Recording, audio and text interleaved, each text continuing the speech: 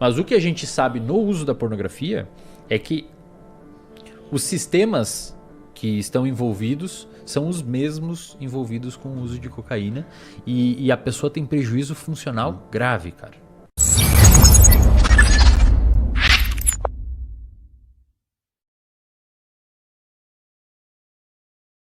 Vício ou comportamento que envolve dependência, basicamente duas coisas ativam aquele vício.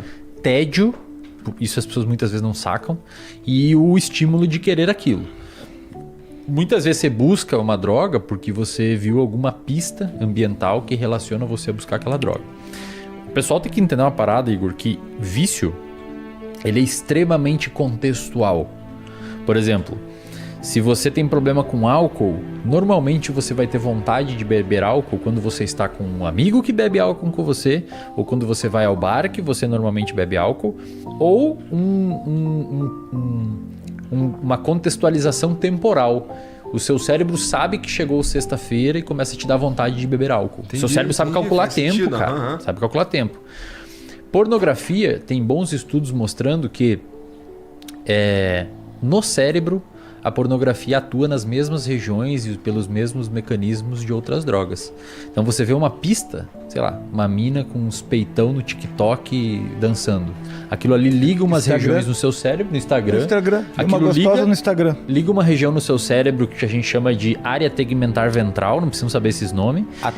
ATV, essa área joga neurônios, que são células do seu cérebro, tem ramificações de neurônios até uma região chamada núcleo accumbente. Esses neurônios vomitam ali um neurotransmissor chamado dopamina, isso você já ouviu falar? Esse já. E te dá motivação em acessar a pornografia e fazer aquilo. Motivação e prazer. Esse núcleo accumbente, ele fica ao lado de uma região chamada de estriado dorsal. E a região do estriado dorsal é a região do nosso cérebro onde estão os vícios.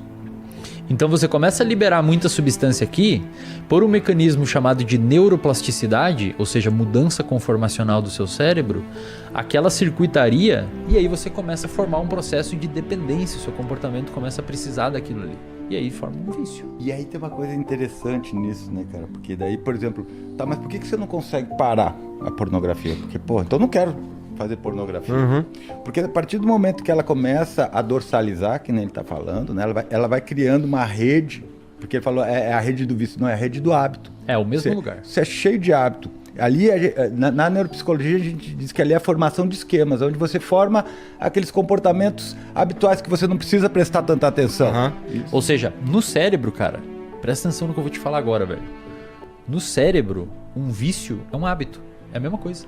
Um super hábito, um hiper hábito. Isso é um hiper hábito. Você faz aquilo automático e não consegue controlar. Mas eu te falar que essa rede dorsal, ela começa a operar automaticamente, né? Então, por exemplo, o que acontece? Você está dirigindo o teu carro, você está no automático, mas se acontece alguma coisa, você sai do automático e aquelas informações voltam para tua consciência. Então você começa a prestar atenção naquilo. Imagina o seguinte, o nosso cérebro ele gasta muita energia. É o segundo sistema que mais gasta energia, só pede para o sistema digestivo. A gente gasta 20% dos metabólitos e 15% do oxigênio. E tem 2% do tamanho do corpo. O negócio tem 1,8 kg, 1,6 kg. Pensa assim, ó, essa região que forma os hábitos e os vícios, ela é mais lá pro meio, mais ou menos como se fosse entre as suas duas orelhas. Bem no meio das suas duas orelhas, no meio do cérebro. Tá. Essa região dos vícios e dos hábitos.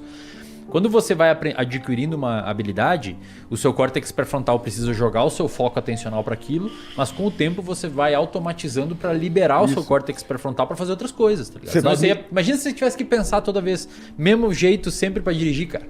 Canseira que não é se dirigir. Você vai migrando isso para essa região que ele falou, que a gente chama de núcleos basais. São 3 núcleos principais, putame, caudado e globo pálido. Geralmente a gente tem um circuito que envolve o córtex pré-frontal, órbito frontal, que é uma parte dele, que, de certa forma, ela avalia o contexto, o gasto energético e quanto que eu vou ganhar por aquilo, certo? E ela depende de dopamina também.